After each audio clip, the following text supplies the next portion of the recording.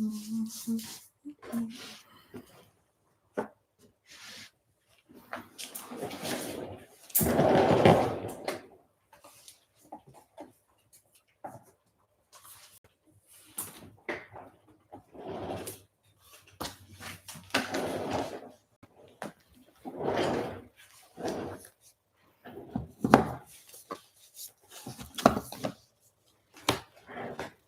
morning. Good morning. Good morning. Hello. Hi, Janet. How are you?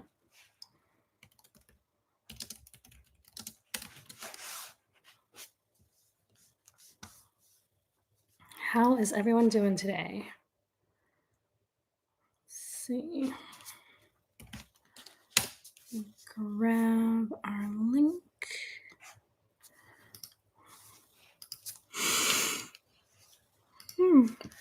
Excuse me. I am still waking up. You're good? Awesome. Same here. A little tired, a little hungry, but I'm doing okay. Good morning, Leonie.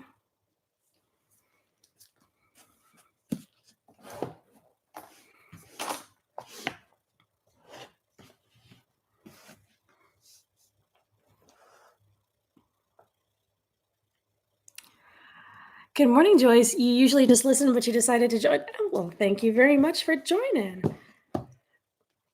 Happy Thanksgiving. Excuse me. So sorry. Good morning. How is everyone this Monday morning? We're going to get started here in a second.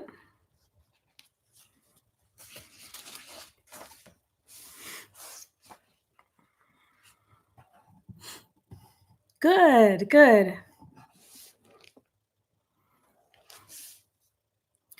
Vivid impression. Remind me of your name. You've been here so many times, and I'm trying to remember your name.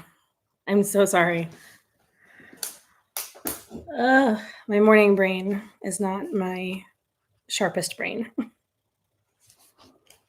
Darlene, thank you. I am so sorry. I knew that.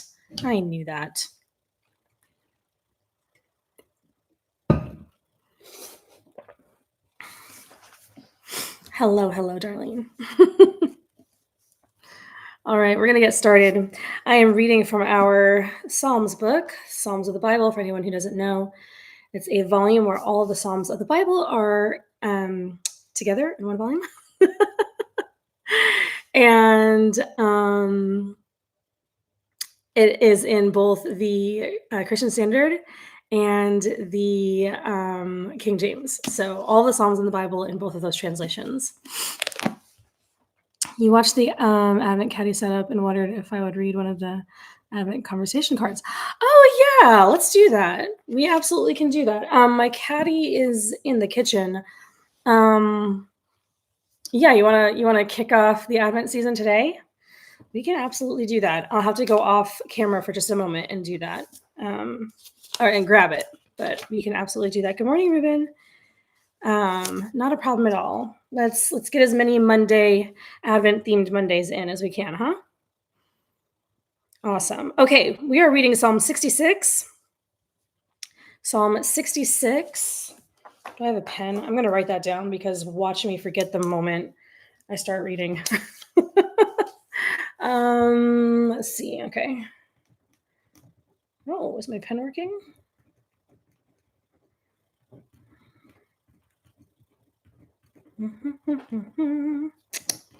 Okay. Let's put that right there. Okay. Psalm 66. Praise for God's mighty acts. For the choir director, a song, a psalm. Let the whole earth shout joyfully to God. Sing about the glory of his name. Make his praise glorious. Say to God, how awe-inspiring are your works. Your enemies will cringe before you because of your great strength. The whole earth will worship you and sing praise to you. They will sing praise to your name. Selah. Come and see the wonders of God. His acts for humanity are awe-inspiring. He turned the sea into dry land, and they crossed the river on foot. There we rejoiced in him. He rules forever by his might. He keeps his eyes on the nations. The rebellious should not exalt themselves. Selah. Bless Bless our God, you peoples, let the sound of his praise be heard. He keeps us alive, and he does not allow our feet to slip. For you, God, for you, God, tested us. You refined us as silver is refined. You lured us into a trap. You placed burdens on our backs. You let men ride over our heads. We went through fire and water, but you brought us out to abundance. I will enter your house with burnt offerings. I will pay my vows that my lips promised and my mouth spoke during my distress. I will offer you fattened sheep as burnt offerings with fragrant smoke of rams. I will sacrifice bulls with goats. Selah. Come and listen, all who fear God, and I will tell what he has done for me. I cried out to him with my mouth, and praise was on my tongue. If I had been aware of malice in my heart, the Lord would have not listened. However, God has listened. He has paid attention to the sound of my prayer. Blessed be God. He has not turned away my prayer or turned his faithful love from me. That was beautiful. I especially love verse 2 where it sings, sing about the glory of his name, make his praise glorious. So for those of you who, listened to Christian music back in the 70s, 80s, and 90s, we had a couple of Sandy Patty CDs when I was growing up. And she has an album called Make His Praise Glorious, and I wore that CD out. And I'm probably going to play that today now that I'm thinking about it because it was such a great record. Still is. It sounds very dated, but I love 80s, 90s Christian music, like the older stuff. It's really not that old. But anyway, that's what it made me think of. So that was Psalm 66. Good morning. Hello, Cindy. Let's see. You liked the caddy video, gave you some ideas. That's awesome. A snack caddy. Oh, don't get me started. That is the last thing I need is a snack caddy. My goodness. No. I mean, yes, but no. Oh my gosh. Good morning. Wins 3900. Can you tell us your name so I know what your given name is? Unless you want me to call you. Well, Wins 3900 is a little long, so I might just call you 3900. I could totally do that. The album is called, I think it's called Make His Praise Glorious. Let me look that up. Sorry, my stomach might growl. You might hear it. Let me look that up just real quick since I'm Make His Praise Glorious. Yep, that's the name of the album. It's like a pink. Oh, shoot. Sorry. I'm not supposed to play copyright music on my channel. It's called Make His Praise Glorious. It's like a pink cover. She's wearing like a teal top. It's just like a headshot of her. Young Sandy Patty. Not that young, but younger. Let's see. Who else has Thanksgiving and Christmas decor? Just me? Okay. So last week I was supposed to get my decor up, but that did not happen. Partially because I was working on some other setup things. So I don't know if you guys can tell, but my bookcases are a little different. I've got that. So for those of you who've been with me for a while, you may remember back in my old office setup, my bookcases came together in like this corner. Well, I was missing that. And I was like, you know what? I want my corner back. And so I decided to rearrange the setup once again. This is the third time I've done this year. And I've put my bookshelves back in a corner. Long story short, I was talking to my brother, who's also a content creator. My husband and I share a house. And so he works upstairs, I work downstairs. And he was like, Alyssa, when we got this house, we're renting. When we got this house, we agreed that it was going to be our workhouse. That sounds so funny. My husband and I were watching Downton Abbey last night, and there's a scene where they were talking about like the workhouse. So that like in a Dickens novel, that's what it made me think of. Anyway, not that kind of workhouse, but the house from which we do our jobs. So anyhow, so he said, that's what we're gonna do. And I have slowly but surely grown out of my original office space. And it's been a little difficult to kind of configure things while also sort of keeping it functioning as a regular house. And so, again, sorry, long story short, this is such a tangent that nobody asked for. I apologize. Um, our living room, I moved into it earlier this year, didn't work out the way I had set it up. And so he was telling me, just go ahead and make it the full office. Like, you don't try to make it a living room / office, just the office. And I was like, okay. And so on top of that, that was late last week. On top of that, my husband built me an overhead like rig to help me film stuff on my desk, which I've never had before. So he built that for me. So we were working on some other stuff. Therefore, I did not get the decorating done. That was a very long explanation for a question nobody asked. I apologize. But that is on the list this week, so that we can have the house decorated. So anyway, okay, what's happening in the comments? Let's see. Good morning, good morning. Okay, so it's Margaret. So Margaret, yeah, I think like YouTube likes to add number, maybe not. Because Janet, you got numbers at the end of yours too, but you didn't. Did you add your 6833 on yours, or was that just randomly added?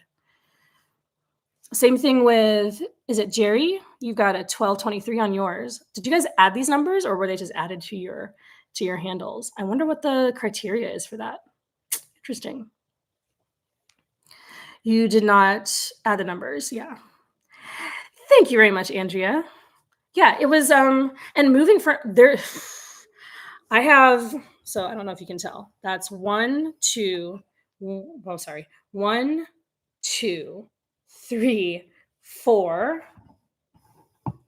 5, 6 bookcases that I had to move, a couch, some other cases, but like the square kind, the kind where the shelving is square, like square cubbies. I had 2 of those to move. Actually, 4 of them of various sizes to move. So all of that I had to move. Desks, my 2 desks. It was a ton of furniture that needed to be switched around between 3 different rooms because I had to move some stuff in my bedroom, and then a 6, 7 bookshelf. It was a lot. It was a lot. So I'm a little sore. Oh my goodness. You watch the Paper and Pen Girl. Oh, I love her. She's lovely. She's lovely. She's lovely. And if you find yourself on her channel instead of mine, I will take no offense whatsoever, because she is a friend, and she's got a great morning show too.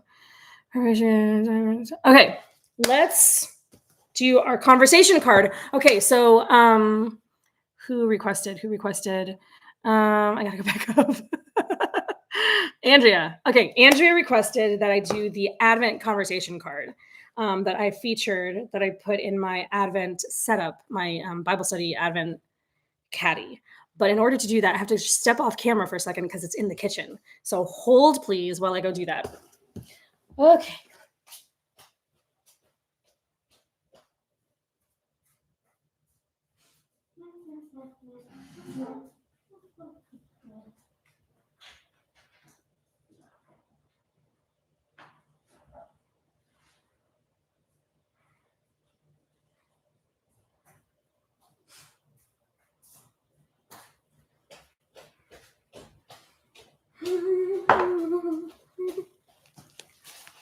Okay.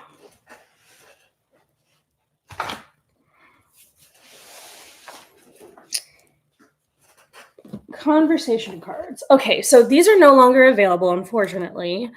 Cultivate came out with these a few years ago as a part of an Advent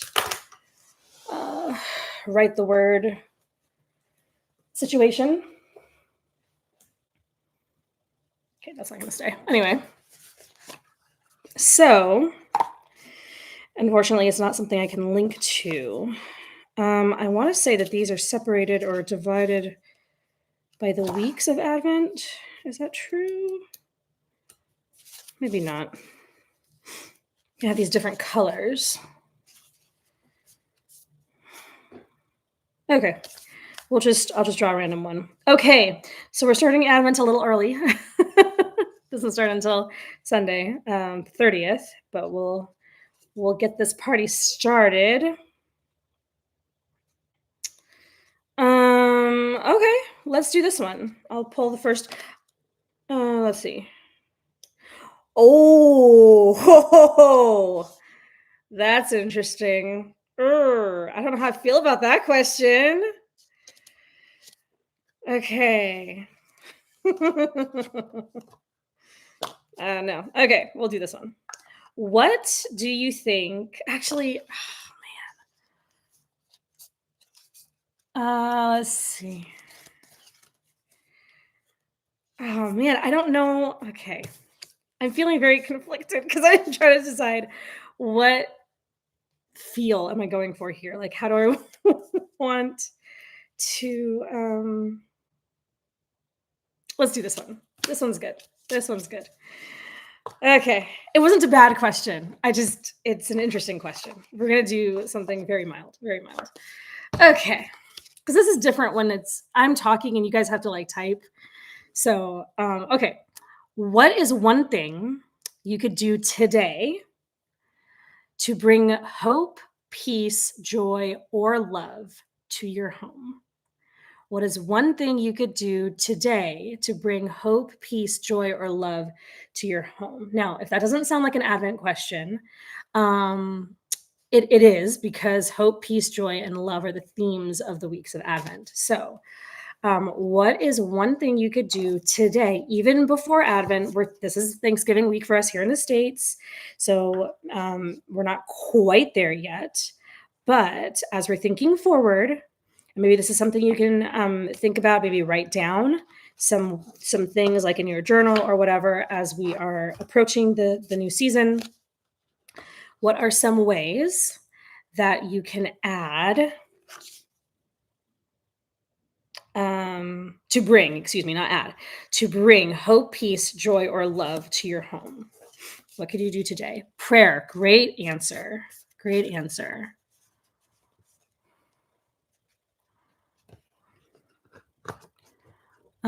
Cindy said, I noticed that your ESV Bible looks so fresh. We bought them around the same time. Mine is getting out of shape. Tippin's notes before I've taken over. That is a good thing. That means you use yours. That means you use yours. My spine is starting to get a little soft. Like I can feel it's just it's starting to show some of the effects of adding some things in. I just haven't tipped a whole lot in here. I'm very hesitant before I put things in here. I do plan to add more over time. I expect in the next 2-3 years to have to what do you call it? Rebind it, put another cover on it. But yeah, I'm really, really slow to add things. I write in it, but I'm slow to add tip-ins. Okay, what things could you do today to bring more hope, peace, joy, or love to your home? Your group enjoys good meals and game night. Sounds kind of cheesy, but no, that is not cheesy at all. Good meals, good food, and good games. I think we perhaps don't appreciate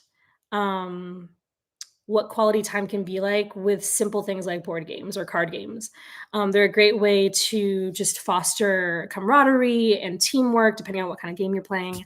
A little healthy competition never hurt either. Good conversation can happen over a good game. We love playing games too. We love playing board games and card games. And I think it's such a great alternative to just vegging out in front of the television. Mind you, there's nothing wrong with watching TV. I don't think there's anything wrong with watching TV. My husband and I are watching Downton Abbey together right now. I introduced the show to him, and he's really enjoying it, so we watch it. And not every night, but a few times in the week. And there's nothing wrong with that. We have great conversations about the show. So whatever is pulling you together, just make sure that for something, for instance, for something like television, if all your family is doing is just watching and then like scattering afterwards, then maybe think about how we can do something, whether it's television or something else, that fosters good conversation, right? If there's no conversation being had in the home, that's when you have to kind of like do a check and say, hold on, we're like the people in your home, they're the closest to you. They ought to be the closest to you. They're the ones that, you protect and you care for and all of those things. And if there's no conversation going on, then you're missing out on an incredible privilege, right? So it's not cheesy at all. Let's see. See, yeah, my Bible does. My Bible, it looks one way until you take it out and you're like, oh, okay, yeah. There's a little bit of wear. Let's see. Writing a prayer today in front of your Christmas planner to help you focus on the season and let go of the plans that don't fit. I love that, Andrea. I love that. What are you using for your Christmas planner? Do tell.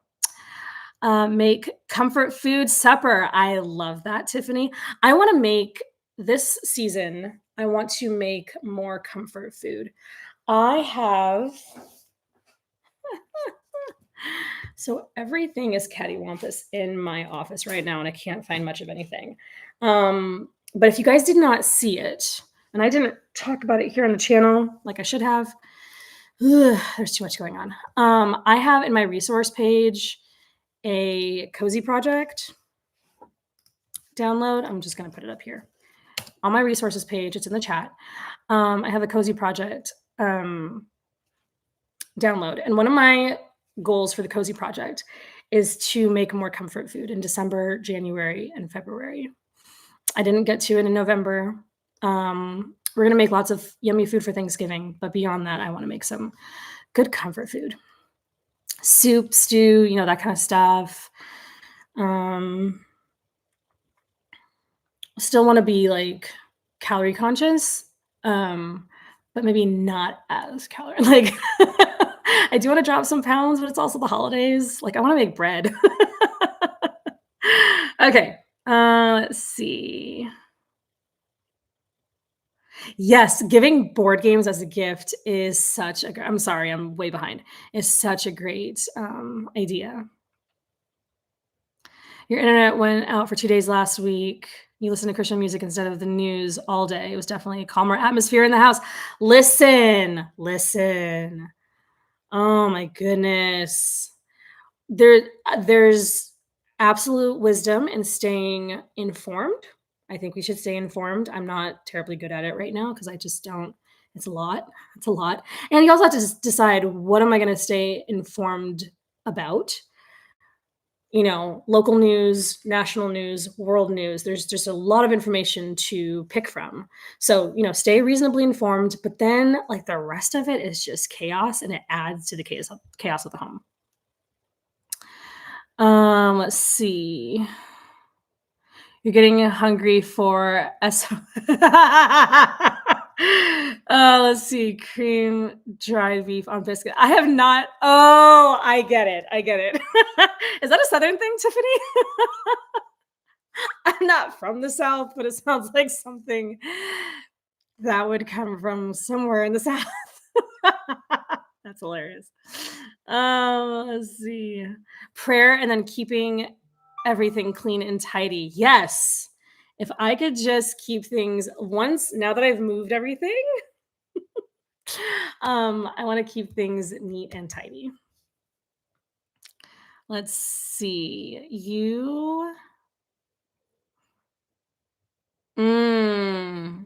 Nice, Joyce. All right. So in the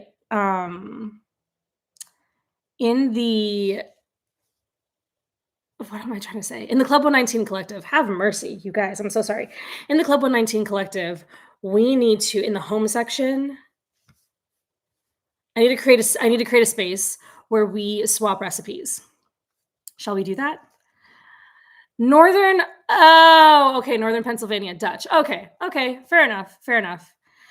Add candlelight to a room and music to let the warmth warm your hearts because grown children always say that reminds them of their childhood. Aw, yes, do that. Absolutely do that. Okay, Andrea, you answered my question. I'm so sorry. You have a disc-bound notebook with sections, Advent, Devo. Okay. Vlogmas and December daily. Okay, very cool. Very cool. Maybe one of these days I'll have my life together enough to do an like a December Christmas calendar planner. I could kind of do that in my bullet journal. Yeah, which I still have to show you guys. Okay. All right. Awesome. Okay, so that was our conversation card, kicking off with an early Advent topic.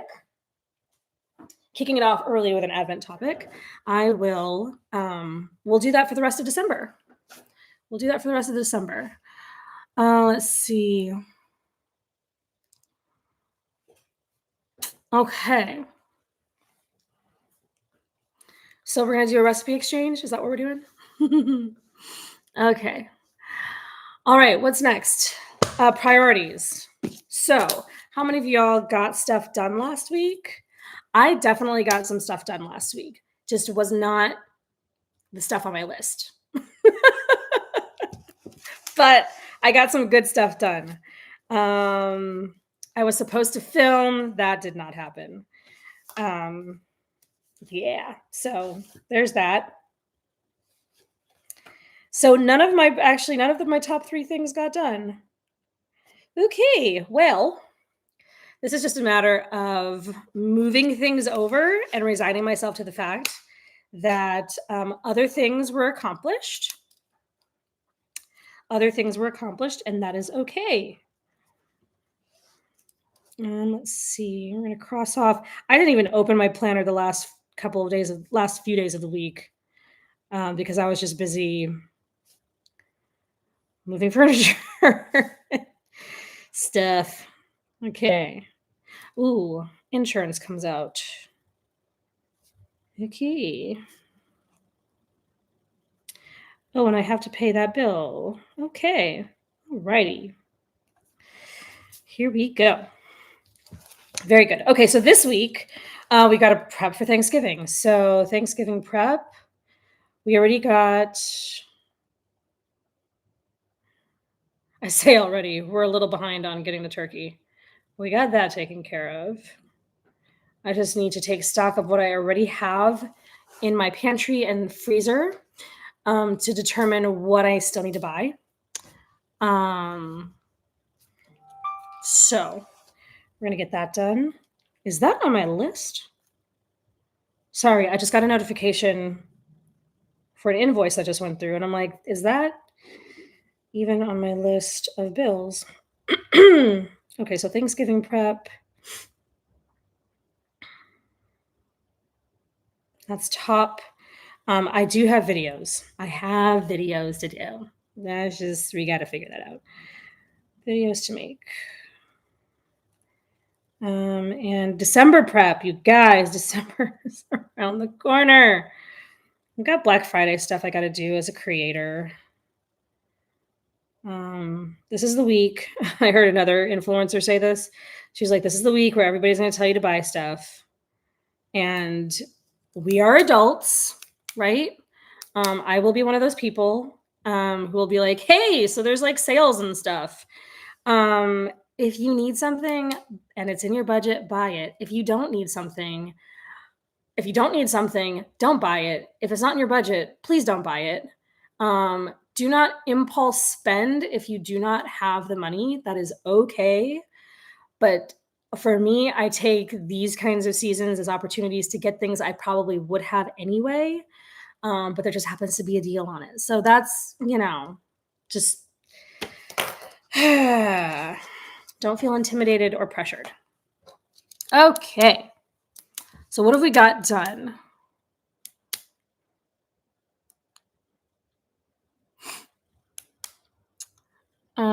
Let's see. Okay, 2 years. I'm missing some stuff. Okay. Instead of turkey. Interesting. So pig stomach instead of okay. See, I don't know much about like that region of the country in terms of traditional food and stuff like that. That's really interesting for Thanksgiving or Christmas instead of turkey. Interesting. You know what's hilarious? This is so it's on topic, but it's anyway. I'm just gonna say it. Anytime somebody says, "Oh, we do this instead of turkey," or "We're gonna have this aside or next to the turkey or whatever," we're serving a couple of things in my house this year besides turkey. As far as like the meat or whatever. And so it always reminds me, anybody watch Everybody Loves Raymond? Do you remember the episode where Deborah decides to make a fish instead of turkey? And it's just such a funny episode. Anyway, if you've not seen it, watch it and you're welcome. It's hilarious. Okay. Every 2 years you get a new Bible. Oh, nice. So you can pass it. Let's see, pass them down to your children and grandchildren. Then when they don't get then they also don't get too big from using it year after year. Oh, yes, yes, yes. That's really cool. What do you put? Do you put anything? Do you put the same type of notes or information in each of those Bibles? Do you have like a rhythm? Tell us more. That is really cool. Okay, you're good for recipe exchange. Okay, so Cindy K. So you're talking about last week. You did finish your freebie. Awesome. Decluttering, which was not on the list. Very good. So that is a win. That is absolutely a win. Absolutely. We're calling that a win. Ruben, on Thanksgiving. So your eyes are bigger than your stomach on Thanksgiving? Listen, I mean, I go back home to Chicago for Thanksgiving. You guys, if you've been with me for a while, you know that. And we're not going this year. My parents are going. We're not, my husband, my brother, and I are not going. And I'm so bummed. We do get to have a nice Thanksgiving here. And we'll be on, my in-law side of the family, and that's fine. It's just when you're so used to something and you don't get to do it. And it's my one time a year I get to go back home from where I'm from. And so I'm thinking, like, how on Thanksgiving you see all the food and you're like planning, okay, I'm going to get this. I'm going to get this. Don't get too much of this. Don't drink too much. That's for amateurs, right? And then save room for there's always room for dessert. It doesn't matter how much you eat, there's always room for dessert. I don't know what that's called. It's holiday magic. I don't know. But it's just last year there are a couple of tables going on and every seat is taken and all the things. And I just remember they're sitting at a table with some of my favorite people in the world, and we're just like trying to pace. And you think you can attack that plate, but sometimes your eyes truly are bigger than your stomach, and you're like, oh man, I shouldn't have gotten all of that. Anyway, it happens. It happens. Let's see. Between searching out Dutch door instructions and being challenged to come up with a reading plan, you found a reading journal that you want to create this week. Fun. Let's see. Cindy, for this week, you have design second freebie, finish website, and script out to, I forgot what EOY stands for. Hold on. Am I supposed to know what that stands for, Cindy? I should. I feel like I should know what that stands for. Okay, well, so sorry. My brain. Okay, Andrea, your top 3 are Thanksgiving, December planner, nice, and then tasks for your website. You were more productive, Tiffany, this week. The week before. Last week was trying to ward off a UTI. Listen, that is work. That is not getting sick is work. Oh, end of year videos. Okay, duh. Okay, yeah, I should have known that. I should have done that. Okay, you put your turkey in a brown paper bag. Fix it as normal, but put butter or oil in the bag inside and out. It will cook and brown. No need to waste. Cook on. I have not heard of this, Joyce. That's interesting. Okay. You make chicken instead of turkey for Thanksgiving. I was actually thinking about that. But my nephew wants turkey. And what my nephew asks for, he gets in my house. So we're making turkey. And actually, the turkey that we had done a couple of times before in the roaster turned out really good. Turned out really, really good. So my husband and I have the turkey thing down. Let's see. Let's see. Pot pie is different from regular pot pie. Oh, interesting. Like chicken and dumplings, just homemade white noodles. Ooh, homemade noodles. Ooh. No need to waste. Cook low. Let me tell you, this comes out tender and moist. Very good. Very, very good. Oh, based. I'm so sorry. Okay. No need to baste. Oh, okay. Okay. Interesting. All right. Well, next Monday, we'll all come back and compare notes and see how everything went on Thanksgiving Day.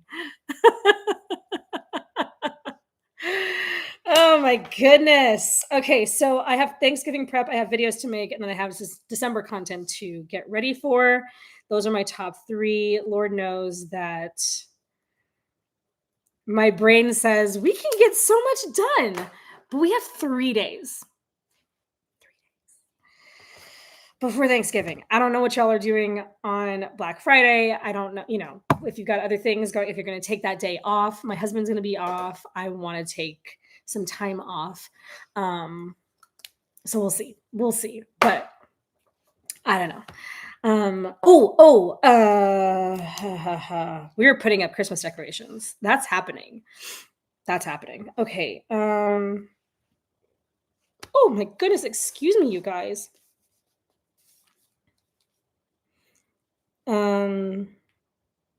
In fact, I have to go to the storage unit.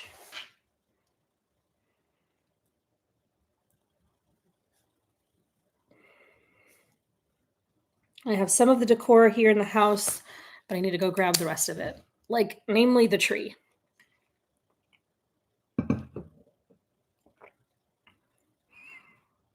You're having your family Thanksgiving dinner during family Christmas, which is 2 weeks away. Wait, huh?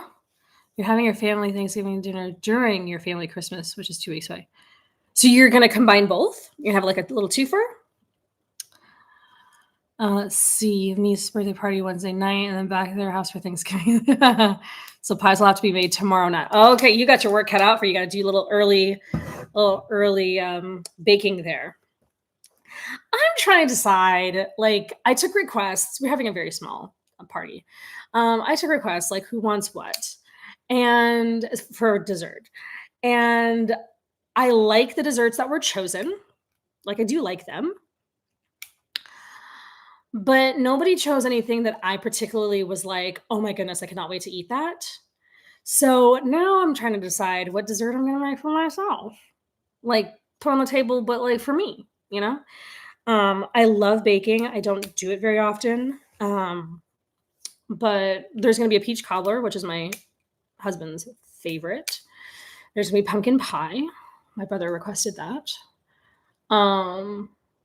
But I want something either chocolatey or something. I don't know. We're going to have homemade whipped cream, some vanilla ice cream, that kind of thing, all the things. I think a friend of mine is bringing cheesecake. So that's going to be a thing. Make a single serving for me.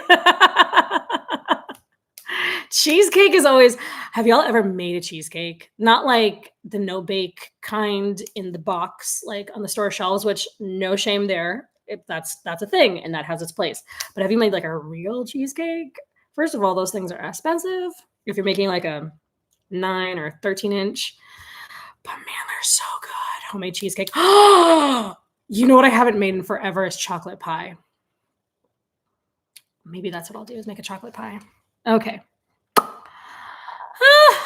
You're making apple pie, maybe any pumpkin pie fluff dip. Shut your face.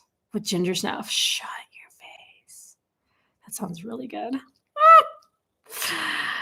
Double serving, one left over for the snack caddy. Don't give me ideas, Janet. Don't. Okay, my favorite fluff dip. We're gonna move on. My favorite fluff dip is I mix 1 brick of cream cheese softened with a tub or half a tub, depending on how much you want to make, of Cool Whip with a container of marshmallow fluff. Okay. Marshmallow fluff, it sits on the shelf. It's shelf stable, so it doesn't need to be like softened or anything. The Cool Whip, you have to let it, not quite room temp, but just, not rock hard, obviously. But you have to let that cream cheese soften, like soften. You put it in, like if you have like a standing mixer, you have like an electric mixer, that works best. It doesn't take as long. And you whip them up together. You don't have to add any sugar or anything. You whip them up together. It makes the best like dip for fruit. So good. So good. Ah, my goodness. Your godmother taught you how to make cheesecake? See, and it's a beautiful thing, isn't it? I think Stephen and I made a few cheesecakes when we were dating. I don't know. After we got married, we just didn't do it as often for literally no reason. I still have my springform pans. I should make a cheesecake. No, I'm not. I have a friend who's bringing a cheesecake. Anyway, let's see. You're looking forward to family breakfast and snickerdoodle pancakes. Stop it. I love snickerdoodles. You guys, stop it. Okay. All this food, and I'm hungry, and I will not be eating anything like that today because I need to not. I need to be good for the next few days because Thanksgiving is coming up. Okay. Y'all, tell me what colors to pick from. Yes, books. What colors are we choosing?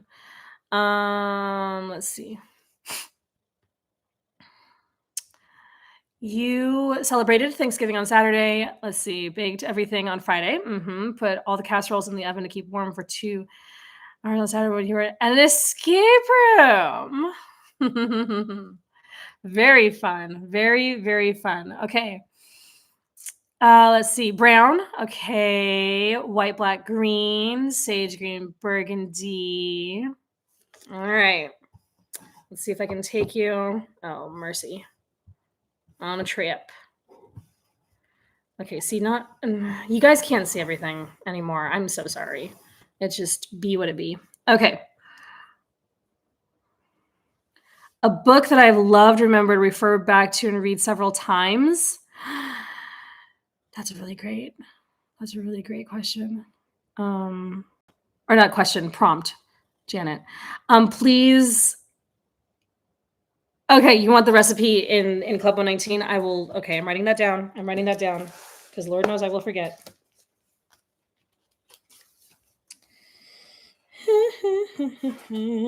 Okay. Recipe exchange dip. We'll get that done. Okay, so a book that I've loved.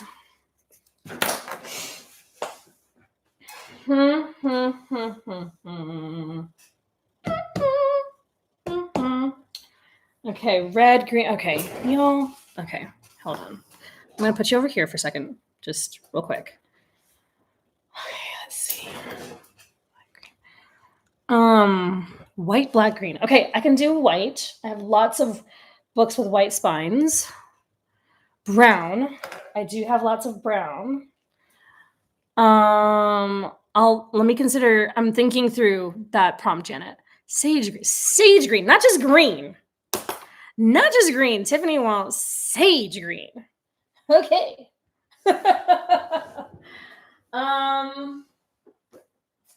All right.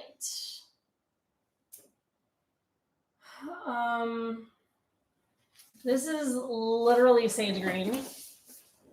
I'll recommend it.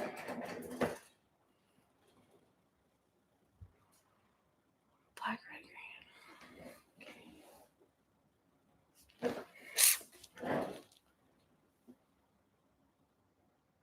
Okay, stepping off camera for just a second. I think. Can you still? Oh, you can still see me. Okay. I think we've done this book before. Let's do a different one. I have. Oh, by the way, since I moved everything back in, I have like the theology and business that I didn't have. It was in the other room. I have it back in here. So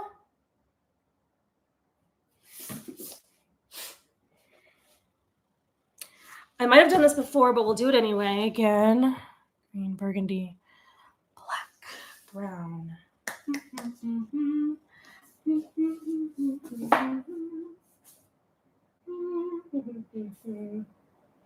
Maybe we've done that.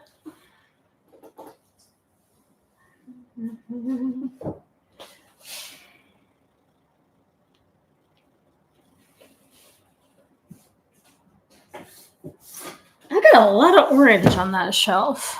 Let's see. White. We got some white. Okay.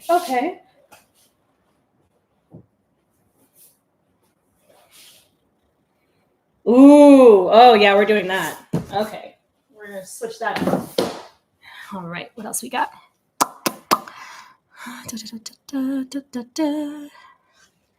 That's sort of okay. Yeah. Okay. Those are kind of serious books. Let's see if I can find something fun.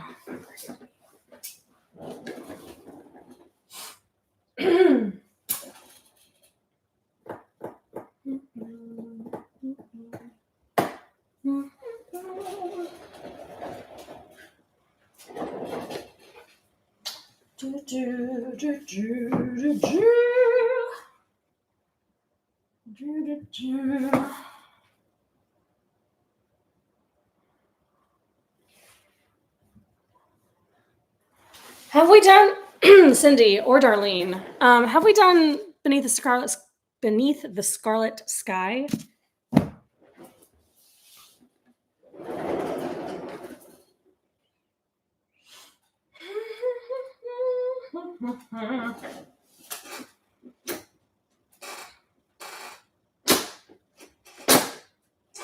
Okay. Oops. I'm going to answer. I have something, Tiffany, that I can answer your prompt with. Sorry, I don't know why I had a hard time finishing that sentence. Let's see. You don't have it on your list? Okay, awesome. Let's see. Anne of Green Gables. Oh my goodness. Anne of Green Gables is my favorite. It's my absolute favorite. I've read all of the books multiple times. And the Megan Follows, Jonathan Crombie version, top tier. That's the only one that exists. It's not, but it's the only one that I have watched multiple times over for like 20 years. So incredibly good. Yes, I love Anne of Green Gables. I love Anne of Green Gables. Okay, so I don't remember. So I've got it. This is sort of more teal than the sage green, but I'm going to mention it because it's on my shelf. I've got a shelf full of books that I have selected, books that I've selected as part of a personal, what do you call it? Curriculum project. I didn't know this was a thing. I was telling Cindy Kay this a while ago that I was going to start reading books that will sort of further my education. I was a communications major. I got my major in communications. I've thought about going back and getting my master's. I just don't have the time nor the money right now. Still paying off my first degree. But I would like to continue my education. And one way to sort of hack that is to research and read books that would be studied or read for particular courses and whatnot. And so anyway, I didn't know this was an actual thing. I thought that I was just sort of strapping this together myself, and come to find out, and I didn't know what to call it. So I didn't know how to search for it. And so apparently there is, I don't know if it's a trend, but there's a thing going on YouTube, on social media, where people are putting together their own personal curriculums I think there might be another term for this, and I'm not 100% sure, but at least potentially personal curriculum, where they're reading like literature or different subjects and whatnot, so that they can further their education without going to school formally. For whatever reason, I have not looked into all the reasons why people are doing this, but that's an option that people are apparently taking advantage of. And so I have several books on one of my shelves, of books of I have two sections. One is for communications, because I like to further my knowledge. And it's been a while since I've been in school, so I've probably forgotten a lot of what I've learned. And then the other side for theology, because I would also like to go back to school and get a theology degree. Again, time and money. So two of the books that I have picked up for this, one was, what do you call this? One was recommended a while ago to me, not to me personally, but I got the recommendation from somebody else to read. And I'm so sorry. Have I done this one already? Church History in Plain Language. It's been on my list for a while. Yes, autodidact. Yes, I've seen this. Autodidact. Self-education without formal instruction. Yes. Church History in Plain Language, Bruce Shelley. This is the 5th edition. Bruce Shelley and Marshall Shelley. Marshall Shelley is the revision editor. So this is the story of the church for today's readers. Bruce Shelley's History of the Church brings the story of global Christianity to the 21st century. For this 5th edition, Marshall Shelley assembled a team of historians, historical theologians, and editors to revise and update his father's classic text. Oh, okay, I didn't know this.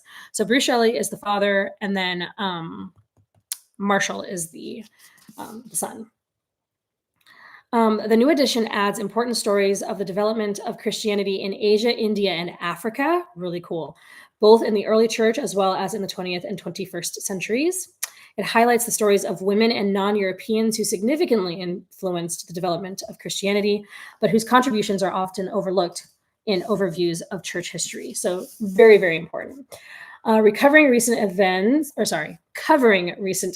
this book also includes, I'm sorry, I didn't read that right. Covering recent events, this book also details the rapid growth of Christianity in the Southern Hemisphere, examines the influence of technology on the spread of the gospel, discusses how Christianity intersects with other religions in countries all over the world.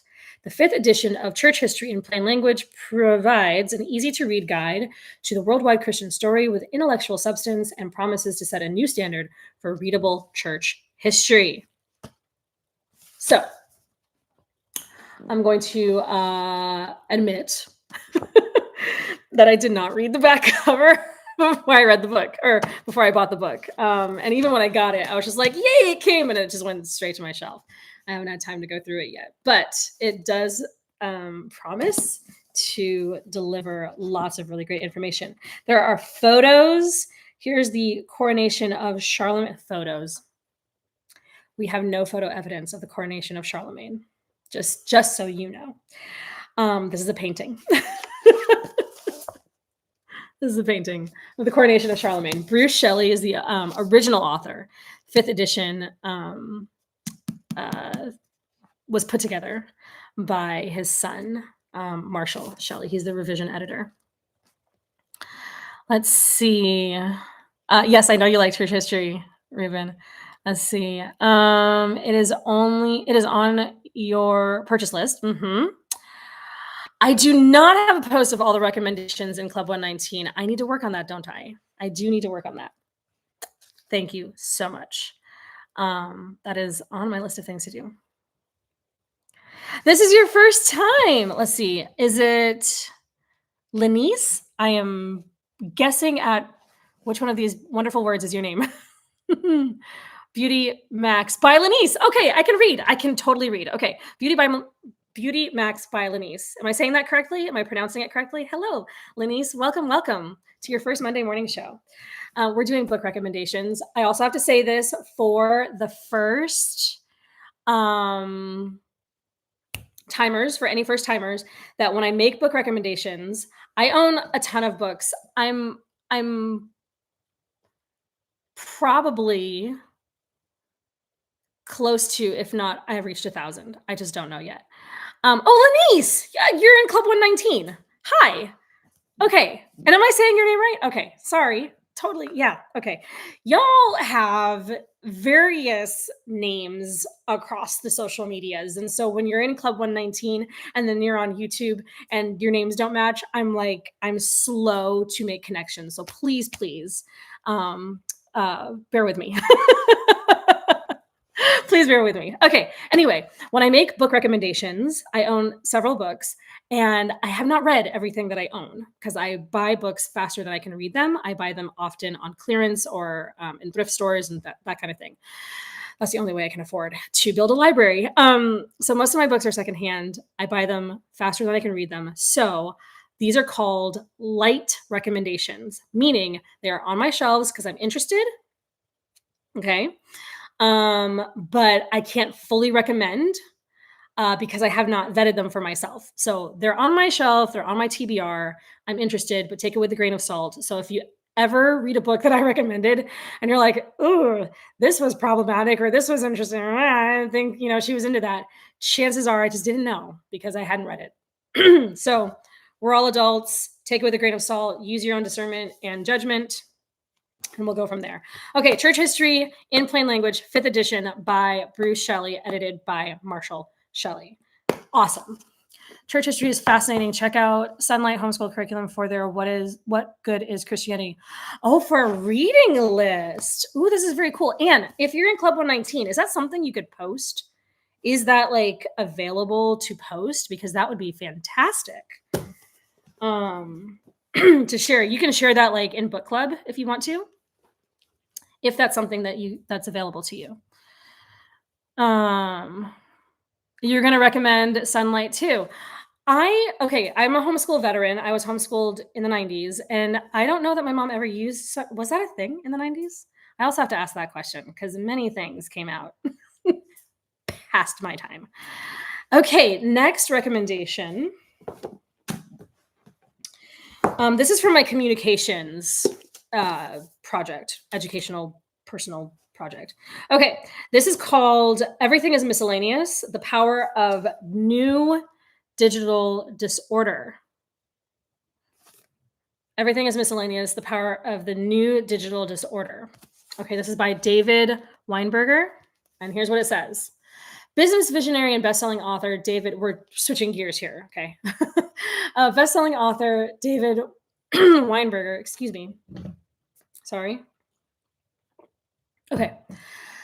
He charts how the rules of the physical world, in which everything has a place, are upended as business, politics, science, and media now move online. Now, when was this book published?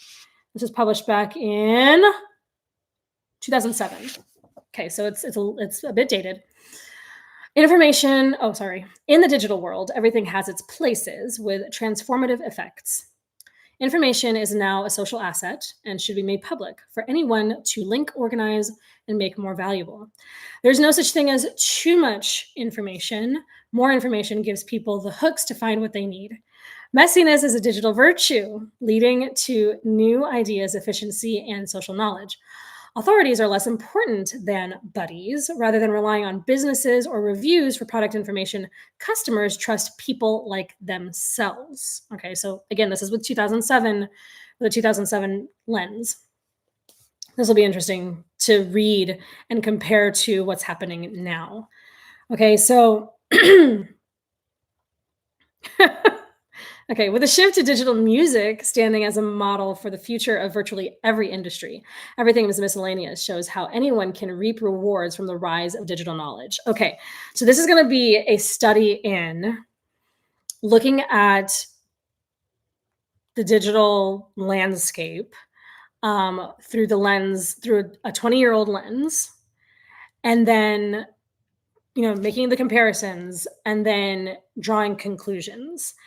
If all of these things are indeed true, which this is true, excuse me, especially with like authorities are less important than buddies. We now live in an influencer age where now people don't just want commercials with biases and whatnot, people who were paid to say whatever about whatever product. But now we have influencers who they are also paid, right? But we now will trust, we will follow and trust a certain group of people. Like we all have influencers that we follow or whatever, potentially. And I've said this before, there are people online who, if they recommend a product because of the value I place on their opinion. So sorry, you guys. I've got like a bubble in my throat. Hold on.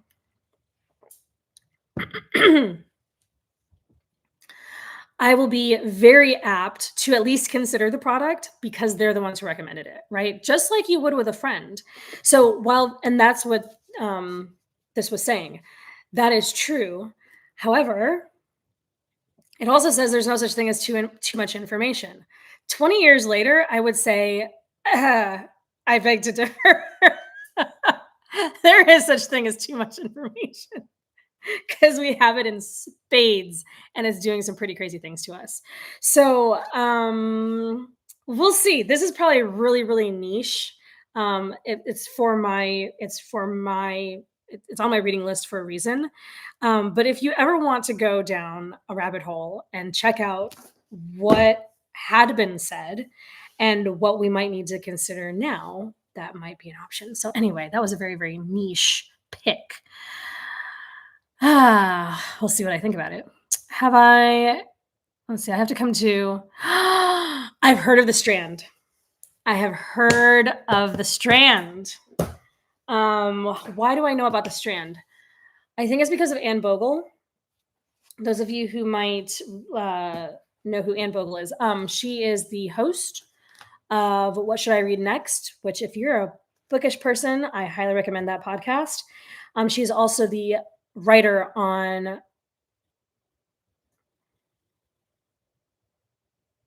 The Modern Mrs. Darcy. Sorry, that took me a second. I knew it was Mrs. Darcy, but I couldn't think of the rest of it. Modern Mrs. Darcy. Is the name of her website. I think that's still the name of her website. Anyway, I'm pretty sure that is how I know what The Strand is. Yep, she's still Modern Mrs. Darcy. She's a lifestyle blog. She has a lifestyle blog for book lovers. It's Anne Bogle, and it's Anne with an E. She's a lovely, lovely creator. She's been doing this for a very, very long time. I would love to go to The Strand. I would love it. Okay, I've got sort of a brown spine. I feel like we've done this before, but I'm going to say it anyway. This is Wide as the Waters. I'm pretty sure we've done this. Wide as the Waters by Benson Bobrick. The story of the English Bible and the revolution it inspired. So this is a repeat. I'm pretty stinking sure. In the beginning was the Word, and that word, I love this, and that word was Hebrew and Greek. Next to the Bible itself, the English Bible remains the most influential book ever published, and the King James Version the most famous of all translations. The root of all evil, the fat of the land, and labor of love are just a few examples of common expressions that entered the English vernacular via the King James translation. In this extraordinary narrative, noted historian Benson Bobrick traces the tumultuous history of the translation as monarchs, martyrs, and translators born centuries apart struggled to shape the document that not only continue to influence the English language today, but revolutionized religious inquiry and political freedom in the Western world. You don't have this on your list?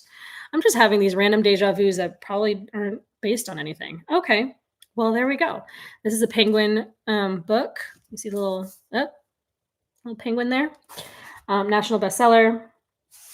It's history more than it is theology, but it looks interesting. I picked this up at a thrift store somewhere. So, Wide as the Waters, the story of the English Bible and the revolution it inspired by Benson Bobrick. I have yet to read it. Your girls used to have to read books for school. Mm-hmm. reading counts programs. So you'd put stickers on the spine of the book with the points. Yes, Tiffany, I have already said at some point in the past that I needed to mark these books. I just haven't done it yet. Cindy K, I think, is gonna put together a list for me. I have even here's the reason why. I haven't marked any of the spines or anything like that, or I was even like thinking of like turning them on the bookshelf, like laying them a certain way, is because I like everything to look a certain way. So I haven't marked them yet, but I do need to because this is stupid. It's a stupid thing that I haven't done it. I am busy, and it would take a long time to go back and figure this out. But I do need to, and I will come up with. I used to do a blog post for like a hot second. I would do a blog post after every Monday morning show and mark the ones that I recommended, and I just fell off because it took a lot of work. Okay.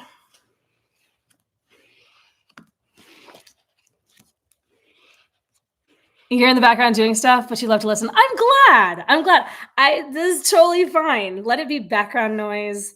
I wish I could hear everybody's voices, but I'm glad that it's background noise. Okay. Last but not least, we have Beneath a Scarlet Sky by Mark Sullivan. We have done this before. I know, Cindy, you said it's not on your list, but I'm pretty stinking sure we've done this before. But we're going to do it anyway. Okay. This is World War II, Italy. Based on a true story of a forgotten hero. We like based on a true story. I mean, I do. Beneath the Scarlet Sky is a triumphant, epic tale of a young man's incredible journey and resilience during one of history's darkest hours. Pino Lella, it's Lella, Lella, wants nothing to do with the war or the Nazis. He is a normal Italian teenager obsessed with music, food, and girls. But his days of innocence are numbered. When his family home in Milan is destroyed by Allied bombs, Pino joins an underground railroad, helping Jews escape over the Alps, and falls for Anna, a beautiful widow, 6 years his senior. Scandalous. I'm just kidding. In an attempt to protect him, Pino's parents force him to enlist as a German soldier, a move they think will keep him out of combat. But after Pino is injured, he is recruited at the tender age of 18 to become the personal driver for Adolf Hitler's left hand in Italy. General Hans Leyers, one of the Third Reich's most mysterious and powerful commanders. Now, with the opportunity to spy for the Allies inside the German high command, Pino endures the horrors of the war and the Nazi occupation by fighting in secret. His courage bolstered by his love for Anna, and for the life he dreams that they will one day share. This needs to be higher up on my list. Oh my goodness.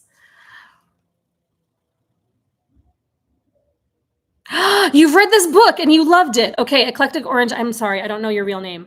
I really actually like your screen name. You liked it. Okay, good. They were going to make it into a movie, but it never happened. They need to. It sounds like it would be a great movie. You know what was making me think? We went and saw Nuremberg a week ago, last week.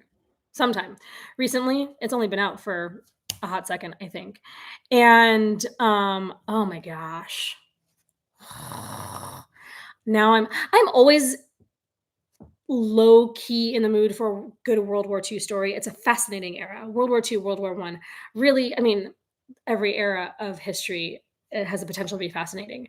And there's so many stories worldwide, right? But there's something about World War II that is just engrossing because there's so many different sides and stories to tell, right? Yeah. And so because Nuremberg is in my close proximity, I feel like I should just pick this up and read it. I don't have time this week. I have so much to do. Okay. The beginning of the book with Pinot, you immediately thought of the guy from Hogan's Heroes that actually lived in France during the war. Okay. I've never seen Hogan's Heroes. I know the show. I mean, I'm familiar with the name, but I've never actually seen it. Let's see. He has another World War II book that you loved. Last Green Valley takes place in Ukraine during World War. I'm writing it down. In fact, if you're in Club 119, in book club, definitely make the recommendation. Last Green Valley. Last Green Valley. Just kidding. I don't know if anybody will catch on to that. It's so random. Okay. Robert Clary was the guy. He and his family actually helped Jews in France.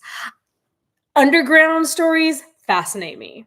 It's the underground or like the resistance stories. I've got a few resistance stories here on the shelf. They fascinate me because I can't imagine, like, you're just living your life and all of a sudden,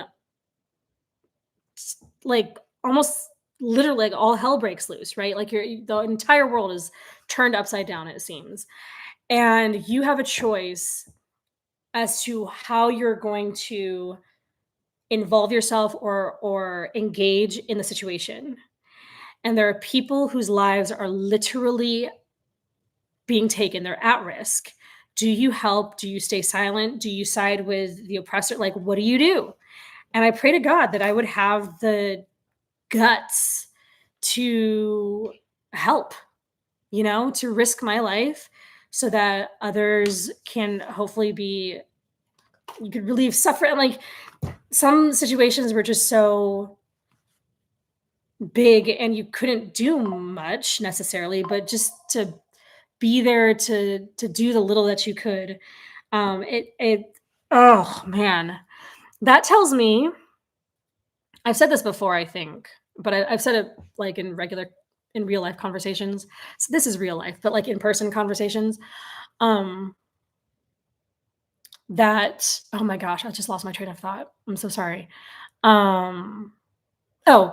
This it's during darkest history moments, like darkest moments of history. When you see that people are willing to sacrifice their lives for the sake of others, that is and we're talking like horrific times, right? Whether it's a big moment in history or whether it's like on a personal level, somebody's going through something in their personal lives and somebody is willing to risk their lives for somebody else, that is proof to me that there is a God, because that flies in the face of whatever evolutionary concept or theory that's out there, because that flies in the face of survival of the fittest. Survival of the fittest says that I take care of myself, whereas being created in the image of God means that when I have the opportunity or when I'm faced with an opportunity to sacrifice myself, I have the choice whether or not to follow that. And regardless of religion, people of all different kinds of religions have chosen to sacrifice themselves. That tells me that there's a God in heaven. Like, I can't, if nothing else proves that, to me, that proves that you would run in the face of fire, of destruction to save somebody else. You cannot explain that at least outside of an intelligent designer, at least. Anyway, thank you for coming to my TED Talk. Oh my goodness. Let's see. From Holocaust to Hogan's Heroes, autobiography of Robert Clay. Okay. See, so much stuff to check out. Yeah, you guys share this stuff in book club. Okay, that takes care of books. We have quite an interesting stack here. So we have Church History in Plain Language by Bruce Shelley.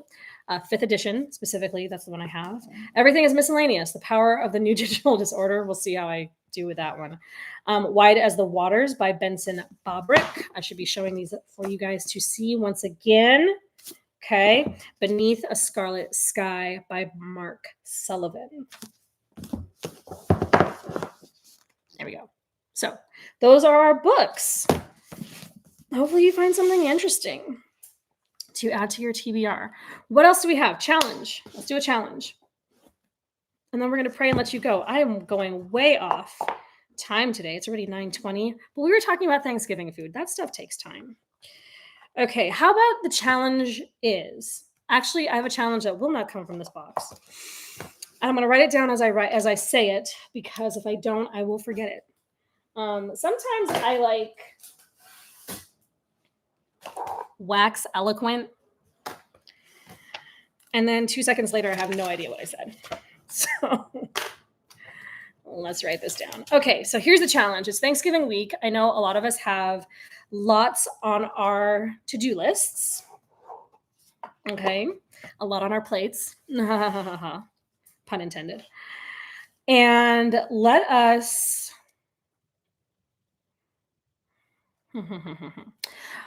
as we go into this week with all of the hustle and bustle and craziness, let us take time. Okay, I'm crafting this out loud. So let me refine it just real quick, okay? Bear with me.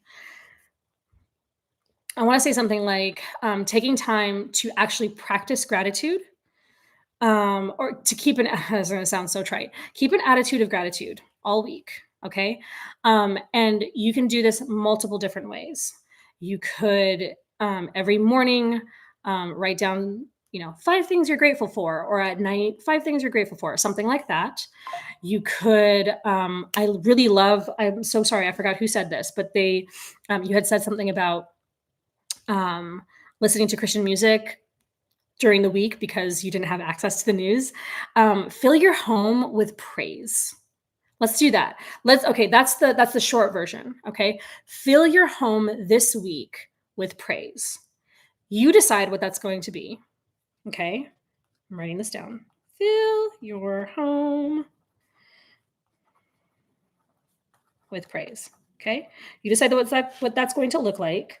I highly suggest that be in a musical form, but it does not have to be. Prayer. If you do walk around your neighborhood, pray for your neighborhood this week. That would be a really, really great thing. But keep an attitude of gratitude, and then find ways besides the Thanksgiving table to extend the grace that you have appreciated. So I'm sorry, again, I am formulating this, I'm designing this as I go. So as we are appreciating what we have and are grateful for what we have, then find a way, at least one way, to then extend that to somebody else.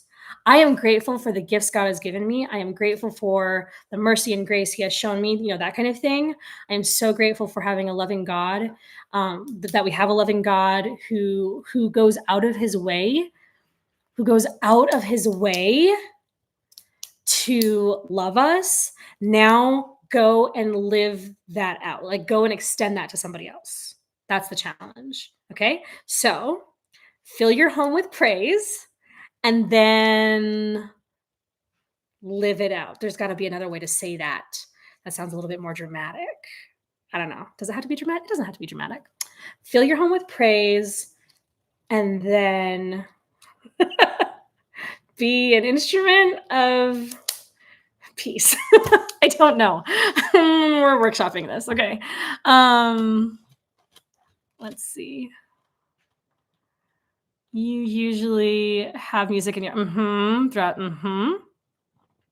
Ooh, a gratitude song list. That would be really great. Oh, that'd be great.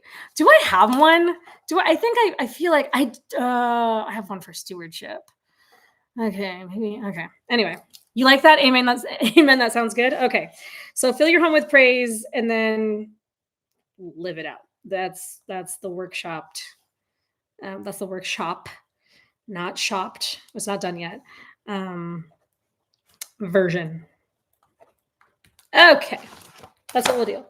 Be an instrument of blessing to others. I like that. Be an instrument of blessing. Oh, yes, of blessing to others. You all know that we are all instruments. The question is whether or not we are instruments of blessing, because sometimes we're instruments of chaos and ridiculousness. Don't be an instrument of chaos or ridiculousness. Oh my goodness. See, how many times do we pray for our neighbor? I don't. My husband and I walk our neighborhood, part of our neighborhood, um, every almost every night that we can when the weather permits. Um, and it's a great time to talk. But I we should pray for the neighborhood. I mean, we need to talk about that.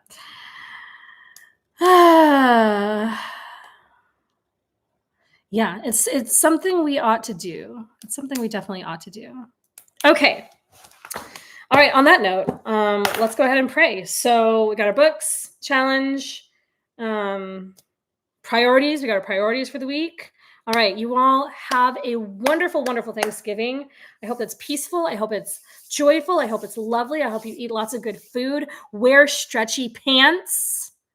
Wear stretchy pants. Yes, the icebreaker. Yeah, what was the icebreaker again? Oh, yes. How can we bring hope, joy? I'm probably going to get these out of order. Hope, joy, peace, and love to our homes starting today. Okay? Today. Yes, yes. If you have an opportunity to give, I know there, depending on where you are, um, you know, food banks, I've heard, okay, sorry. The reason why I pause is because I have heard that sometimes food banks have enough um, food, but just find ways, not just this week, but during the year where we can collectively give. Because the Bible says it is blessed to give than to receive. It was an eye opener doing the Good Samaritan study this month. I'm glad you enjoyed it. Let's see.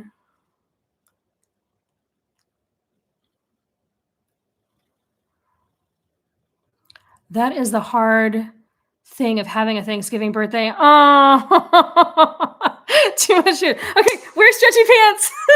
You all wear stretchy pants. If you know, oh, this is weird to bring up right before we pray, but if you are a Friends fan, it always makes me think of Joey's Thanksgiving pants. Anyway, another topic for another time, but wear some stretchy pants. Oh man, or a dress. If you're a girl, wear something with lots of give. Okay, we're gonna pray. On that note, we're gonna pray.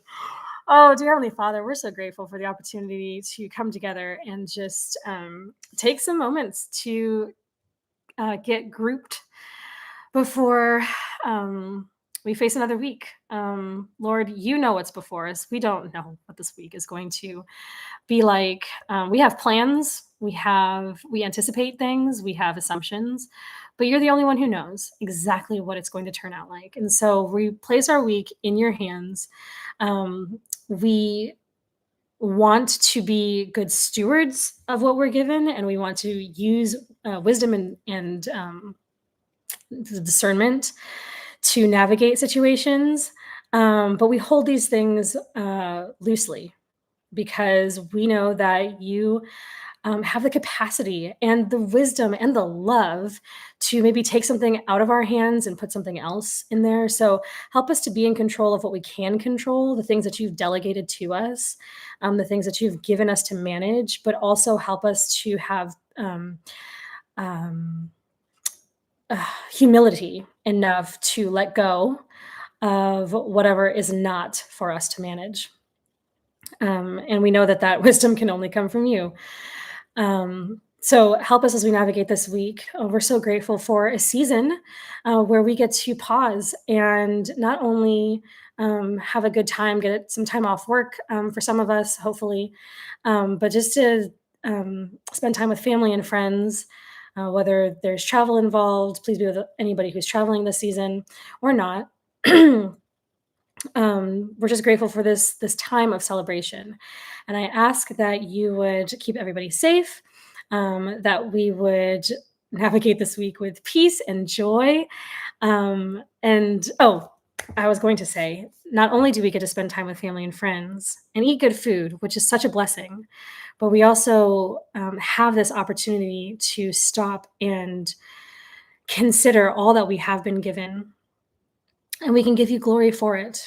And I pray that as we stop and give you praise and glory, that you would touch our hearts to then extend our blessings to others, whether that be um, sharing food, um, extending a seat at our tables, whether that's just prayer for those that we may not even know personally. Whatever it is, Lord, you have placed us in this world um, as we have agreed to be your followers. You have given us the responsibility and the privilege of being lights so that others can see you more clearly, or just a little bit more clearly through whatever example we can give. And so we ask that we steward that as well, that you help us to steward that as well, so we can use it for your glory. I ask that you would be with every household represented here, all the families represented here. Please be with any particular challenges, be they physical, financial, relational, emotional. Lord, you know what we're all going through, and I just ask that you would give us wisdom and strength to push through or step back, slow down, whatever it is we need. Lord, please tell us what our next steps are, even if it's just the next one step, so that we can move in accordance to your will. I ask that you would bless us and keep us, um, cause your face to shine on us, and help us to experience peace that only comes from you. I ask all of these things, and if I've forgotten anything, Lord, you know it all. We ask all of these things in the name of Jesus. Amen.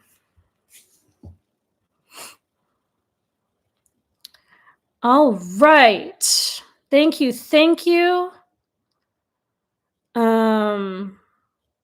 Birthday dinner. Ah, fun. Happy birthday. That's right. Your birthday's today, right? Happy birthday to Cindy. I hope that you get a lovely birthday that's not swallowed up by Thanksgiving. I always feel for those of y'all who have birthdays around the holidays. I know that gets a little tough. So happy birthday. Have a wonderful week.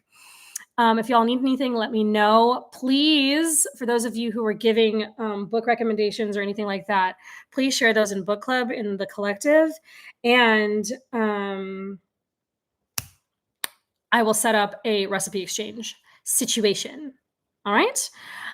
So look out for that. Have a wonderful day. I'll talk to you all later. Happy Thanksgiving, and we will compare notes next Monday. Lord willing, we will compare notes next Monday. I'll talk to you all later. Bye bye.